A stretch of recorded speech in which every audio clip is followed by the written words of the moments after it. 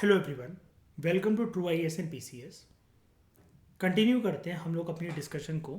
और इस लेक्चर में बात करेंगे हम लोग Indo Greeks, Indo Parthians, Sakas and Kushan के बारे में। आगे बढ़ने से पहले एक चीज़ मैं आपको रिकॉल करवाना चाहता हूँ। जो सातवाहंस थे, और पर्टिकुलरली हम लोग बात करें अगर गौतमी पुत्र सतकारनी की और इसकी माँ की गौतमी बालस्वी की, ये ग्रीक्स को बोलते थे यवनास और पार्थियंस को बोलते थे पहलवास। और हम लोग जो बात करने वाले हैं वो करने वाले हैं इंडो ग्रीक्स, इंडो पार्थियंस, साकास और कुशांस के बारे में कंबाइंडली। तो अब ये जो लाइन लिखी हुई थी ना शाइनी कुशांस के बारे में, अब आपको ये समझ में आ जाएगा, ठीक है। इसलिए मैं कहता हूँ शाइनी थोड़ा सा पेशेंटली बैठा करो, ठीक है। नहीं, क्यूरोसिटी एक अच्छी चीज़ है, लेकिन फिर तुम मुझे डरा देते हो, फिर मुझे लगता है शायद से मुझे नहीं पता। तो ये देखो, अब हम कहाँ बढ़ रहे हैं, ये यहाँ पर अब हम बढ़ रहे हैं नॉर्थ वेस्ट की तरफ। Indo Greeks, Sakas, Parthians and Kushans, ठीक है। अब हम यहां बढ़ रहे हैं।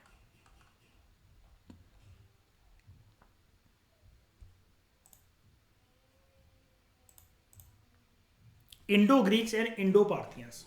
मैं अगर इनका नाम चेंज कर दूं अभिषेक, तो क्या बोलूंगा मैं इनको? अगर मैं यहां से ये नाम हटा दूं और गौतमी पुत्र सतकारनी की लैंग्वेज में अगर मैं बात करूं तो क्या नाम दे दूंगा मैं इनको यहां पर? इंडो, देखो ये यवनास और दूसरे वाले पहलवास, ठीक है। यवनास, ये मैंने क्यों करवाया टॉपिक स्टार्ट करने से पहले बच्चों वाली हरकतें। जब भी आप मेरा आंसर लिखोगे, यूपीएससी का आंसर लिखोगे, स्टेट पीएससी का आंसर लिखोगे, नोट बनाओगे, ये किताब पढ़ोगे, जितने बार ये टर्म आएगा उतने बार आप बार बार अपने आप से बोलोगे और बार बार लिखोगे Indo Greeks Yavanas, Indo Parthians, Pahlavas, Pahlavas, Indo Parthians, Yavanas, Indo Greeks. ये एक छोटी सी एक्सरसाइज है चैप्टर को पढ़ते हो जो आपको करनी है कम से कम 700 से 800 बार। रिटर्न ऑन इन्वेस्टमेंट 100% अगर आया तो क्वेश्चन तो पूछता। आज भी हर एक एग्जाम सिर्फ इसी लेवल पर जाकर पूछता है क्वेश्चन। जानता है क्योंकि कि गधे देने आए हैं एग्जाम, जिन्होंने पूरे साल सिर्फ करंट अफेयर और अखबार पढ़े हैं। अखबार हमारे देश में सबसे ज्यादा ऑटो वाला पढ़ता है और वो ऑटो ही चलाता है।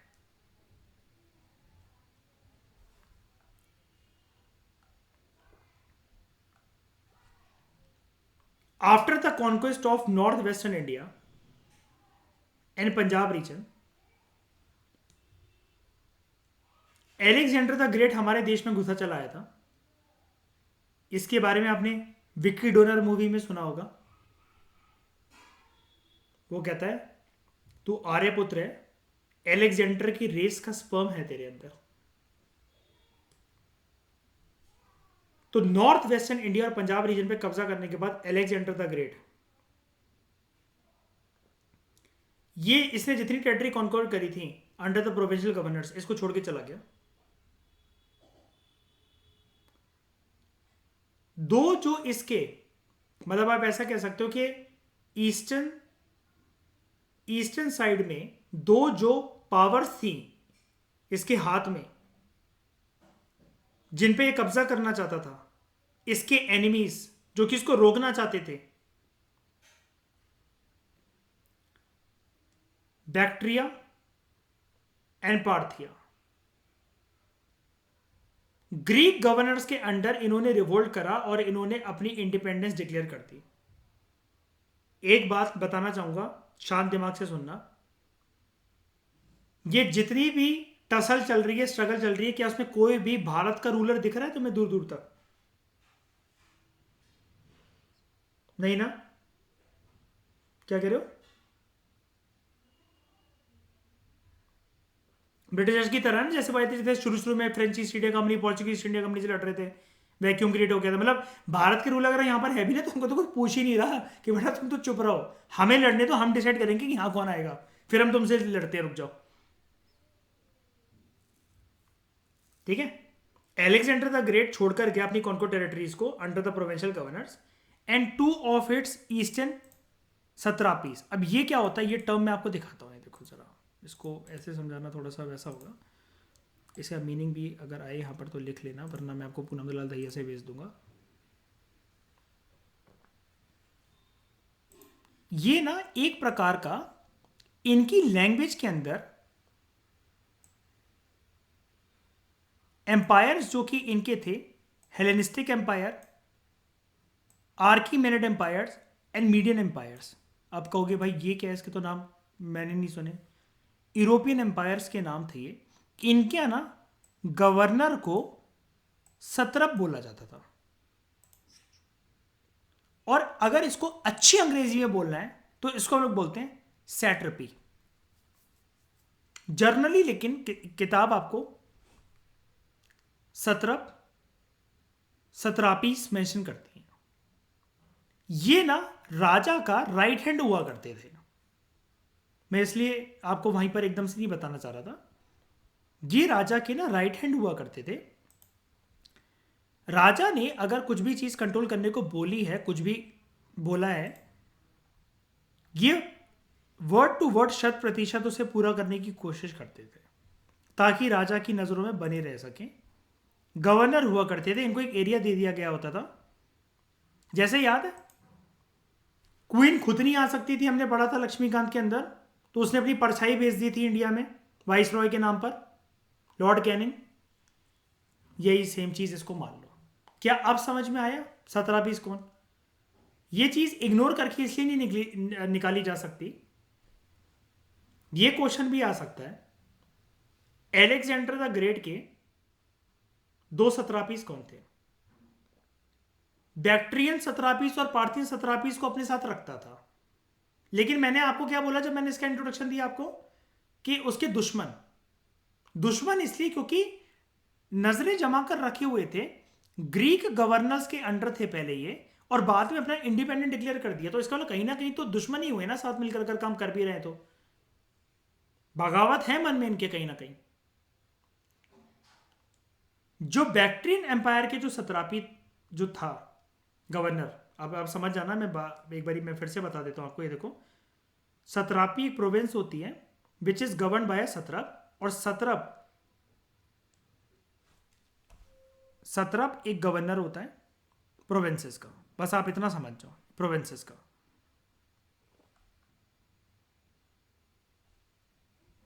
सत्रपी एक एडमिनिस्ट्रेटिव यूनिट, एक जोग्राफिकल एरिया। इसको जो कंट्रोल करेगा गवर्नर, वो होगा सत्रप।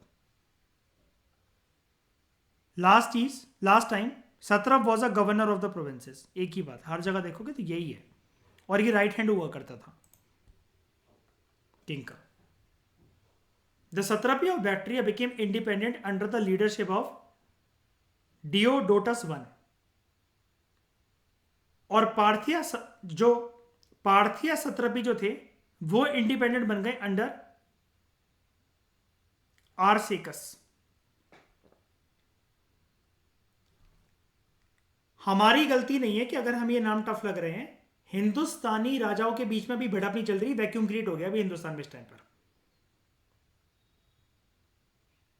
अभी ग्रीक्स की लड़ाइयां चल रही है। ग्रीक्स में 2 कैटेगरी हिंदुस्तान में बैठी उनके गवर्नर्स, एक बैक्ट्रियन एम्पायर बनाने का सोच रहे हैं, एक पार्थियन एम्पायर बनाने का सोच रहे हैं।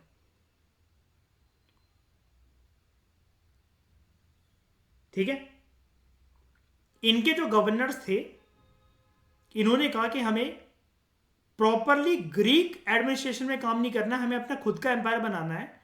तो बैक्ट्रिया का जो गवर्नर था वो इंडिपेंडेंट बन गया under the leadership of Diodotus I।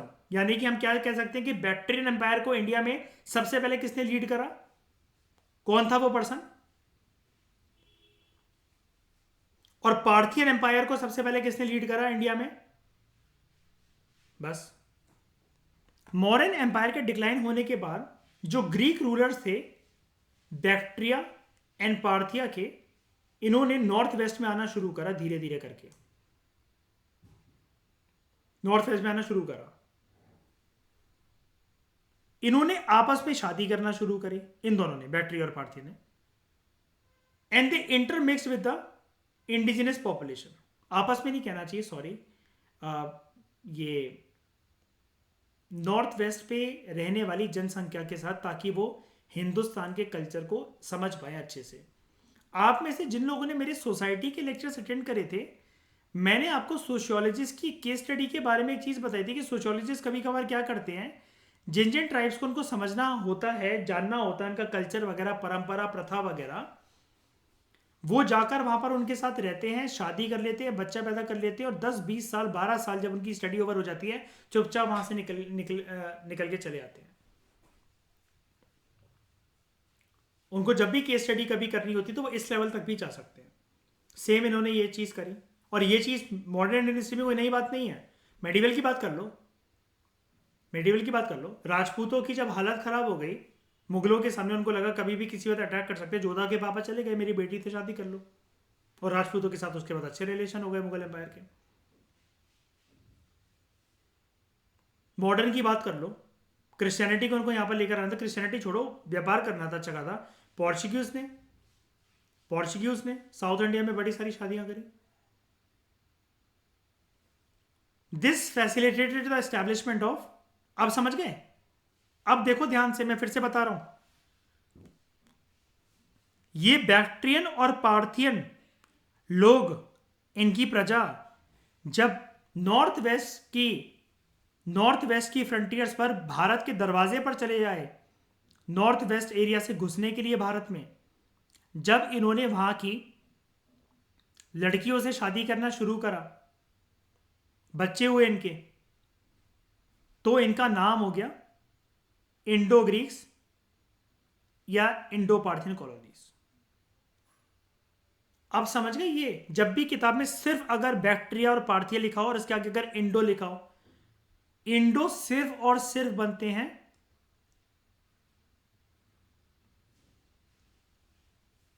शादी से। क्यों क्यों करनी पड़ी, ये वाला कदम क्यों उठाना पड़ा? इसके ऊपर एम्फेसाइज करना अपनी आंसर राइटिंग में जब आंसर लिखोगे। ये कदम इसलिए उठाना पड़ा, भारत में घुसने का ना और कोई तरीके का इनविटेशन मिलता ही नहीं, वरना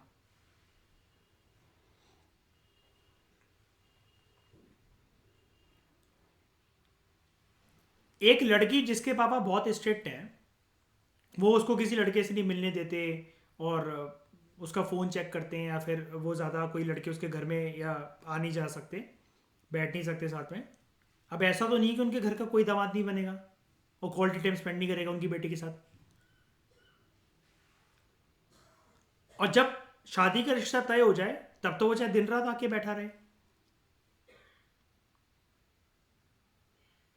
अंदर घुसने की यानी कि परमिशन है कि अगर घर का माहौल फ्रैंक नहीं है तो मंगनी कर लो या शादी के कार्ड छपवा लो, फिर जाके बेडरूम तक बैठो आराम से।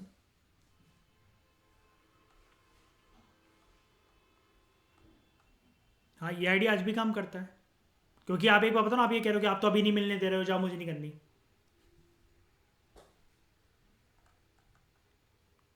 तो ये चीज़ यहां पर इसलिए इन्होंने करी, भारत में घुसने के लिए।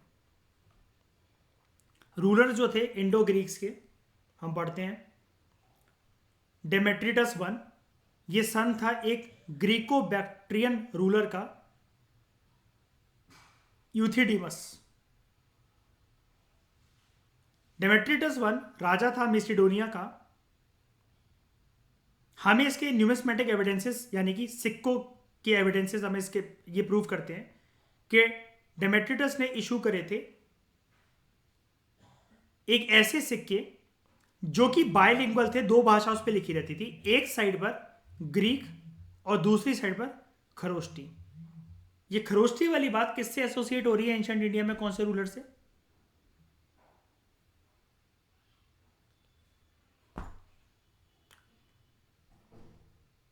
खरोष्टी इंस्क्रिप्शन, उसने ऊपर ये लिखवाया था एक राजा ने और नीचे खरोष्टी।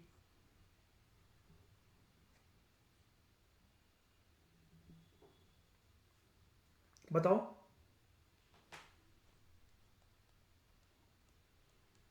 अशोक। और कहां पर है ये इंस्क्रिप्शन, इसकी कहां मिली है? कांदाहर। और कांधार कहां पर है? Afghanistan. Scholars are not able to decide which of the three, Demetrius, which of the three named Demetrius was the initiator of यवन एरा, जो कि सेकेंड सेंचुरी से इंडिया में स्टार्ट होता है.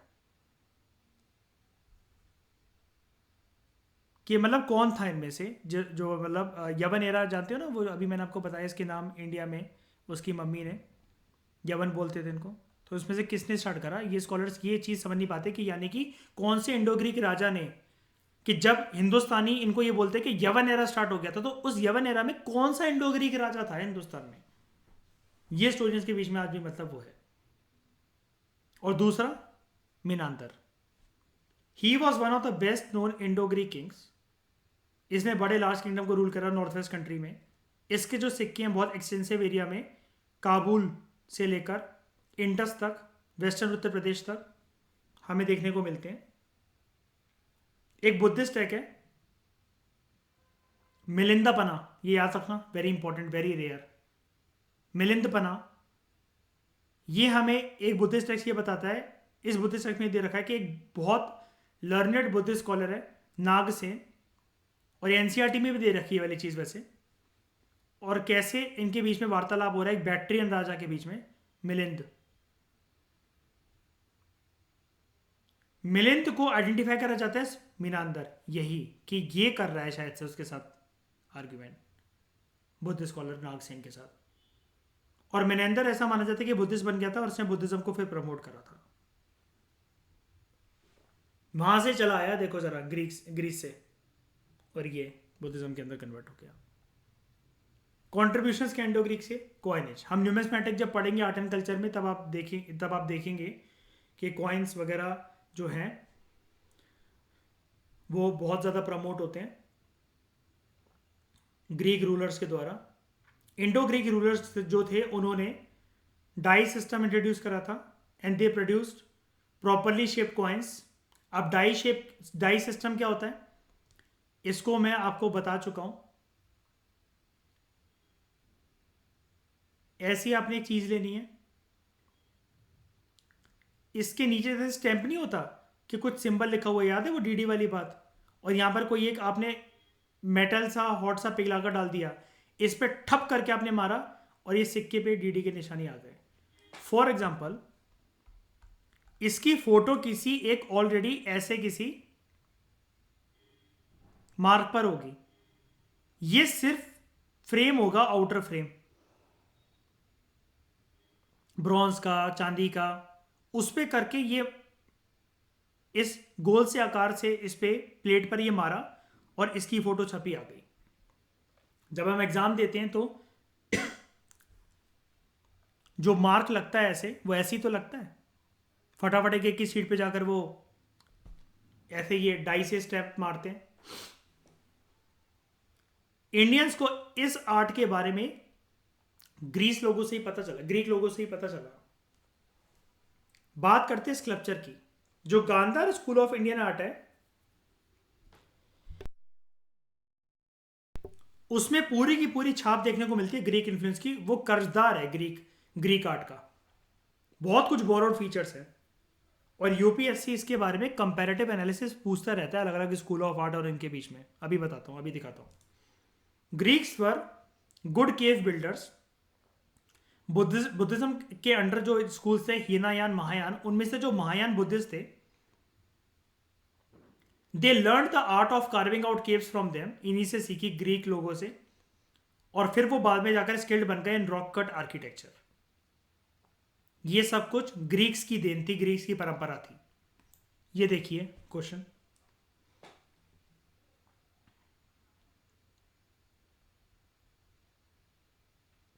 ट्वेंटी 2019 में, highlight the Central Asian and the Greco Bactrian elements in the Gandhara art. In the Gandhara art Greco Bactrian elements और Central Asian elements बताने हैं. सेंट्रल एशियन एलिमेंट्स को हटा दो चलो थोड़ी देर के लिए, अभी हम बात तक पहुंचे नहीं है. ग्रीको बैक्ट्रियन एलिमेंट्स हमें बताने हैं गांधार आर्ट में.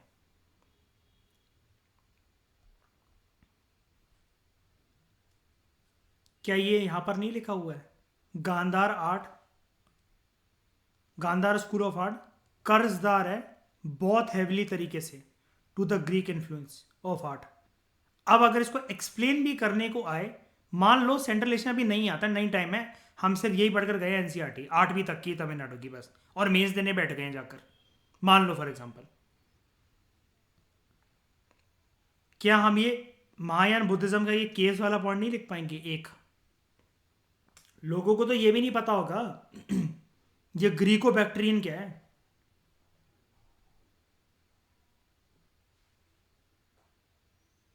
And this was a 15 marker question, 10 और 15 मार्कर का क्वेश्चन था ये।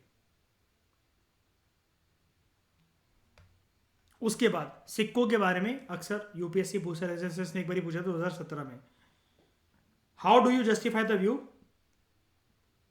दैट लेवल ऑफ एक्सीलेंस जो गुप्ता न्यूमिस्मेटिक आर्ट में थी, हम पढ़ेंगे गुप्ता के बनाए हुए सिक्के, सोने के सिक्के स्पेशली उनके, ये बाद में लेटर टाइम्स में they are not at all noticeable, यानी कि ये नहीं है कि सिक्के बाद में नहीं थे, लेवल ऑफ एक्सीलेंस वाले नहीं थे उतने जितने गुप्तास के टाइम में होते थे।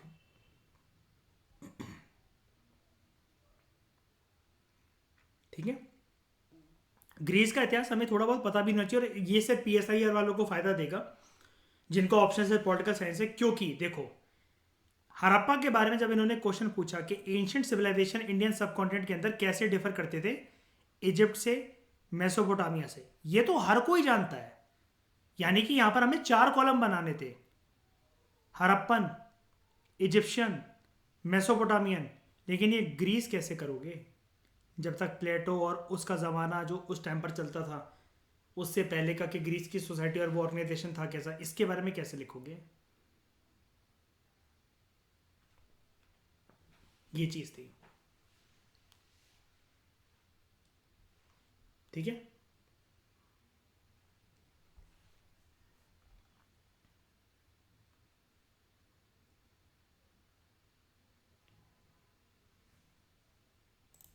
अब इंडो पार्थियन रूलर्स के बारे में भी जान लेते हैं ऊपर, जैसे अगर हमने इंडो बैक्टीरियन के ये जो जाना है, इंडो बैक्टीरियन इंडो ग्रीक्स के बारे में, ठीक है,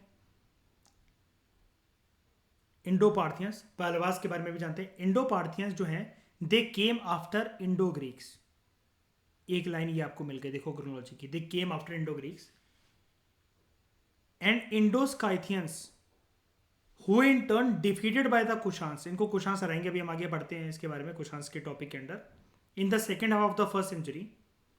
इंडो पार्थियन किंगडम का एक नाम और था जो उनकी कंट्री में बोला जाता था, गोंडो फेरिड डायनेस्टी। गोंडो फेरिड डायनेस्टी ये इस पर्सन के द्वारा जिसने फाउंड करी थी, इसके नाम पर रखा गया इसको गोंडो फर्नीस। जो इंडो पार्थियंस का जो एरिया था रूल करने का, वो था काबुल और गांधार, अफगानिस्तान एंड गांधार।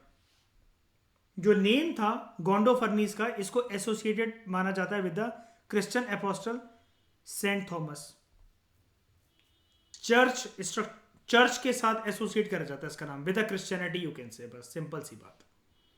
ये इंडिया आया and according to Christian tradition, ठीक है, he visited the court of Gondophares and embrace Christianity. ये लाइन थोड़ी सी यहां पर गलत लिखी हुई है, खुद के कोर्ट थोड़ी ना आया होगा, खुद के कोर्ट नहीं आया होगा, क्रिश्चियनिटी के साथ एसोसिएटेड था जैसा कि मैंने आपको बताया। लेकिन ये कुछ ज़्यादा ही डीप में दे रखा है, इतना कुछ आपको नहीं जानना है, लेकिन फिर भी बस, क्योंकि अब तमिलनाडु मुझे नहीं लगता कोई भी चीज़ छोड़ता है ऐसे करके कि मतलब जितनी नॉलेज, एक सोच के देखो ज़रा, 6th क्लास में दे रखी है नॉलेज, 6th क्लास में, सोच के देखो। मतलब आप लोगों को मैं जानता हूँ, देखो आपने पढ़ नहीं रखा है इससे पहले इन सब चीज़ों के बारे में कभी भी, लेकिन जस्ट इमेजिन कि हम कितनी सारी चीज़ें छोड़कर जाते रहे हैं अभी तक एग्ज़ाम में। अगर आप में से कोई अटेम्प्ट दे चुका है पहले, या कभी भी कोई प्रिपेयर करने के बारे में सोच चुका है, तो ये चीज़ें फॉर ग्रांटेड नहीं ली जा सकती कि आप इनको छोड़कर चले जाओ, या फिर एक भी बार ना देखो, या आपको क्रोनोलॉजी ना पता हो, या फिर अगर जैसे ये क्वेश्चन आ गया, अब ये कोई देखो आपके सामने ही तो है, आपके सामने ही तो है, कोई मजाक थोड़ी ना है कि जैसे अगर मैंने इसके बारे में बताइए ग्रीको बैक्टीरियम पूछ तो रहा है, और आज से कुछ ज़्यादा पुराने साल का भी नहीं है, 2019 का है ये वाला question. Central Asian Greco bacterium, अब लोगों को पता ही नहीं है ना ये है क्या, क्या लिखेंगे इसके बारे में बताओ। कम से कम आप ये वाली बुक पढ़कर गए हो, चलो आपको कुछ भी नहीं पता था, कुछ भी नहीं पता था, लेकिन ये तो पता था कि आप ये लिख सकते थे इंट्रोडक्शन में कि ये कर्जदार हैं गांधार स्कूल ऑफ आर्ट वाले ग्रीक इन्फ्लुएंस के, और महायान बुद्धिस्ट ने जिस प्रकार से केव बनाना सीखी और जो स्किल बनाना सीखी रॉकेट आर्किटेक्चर में, वो इन्हीं से इंस्पिरेशन ली हमने। ये चीज़ है।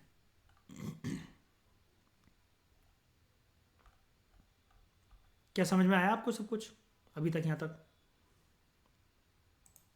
रिवीजन करोगे तो हो जाएगा, लेकिन वैसे अभी तक जितना मैंने बोला उतना तो आ गया ना समझ में, रिवीजन तो करनी ही पड़ेगी, मैं जानता हूँ।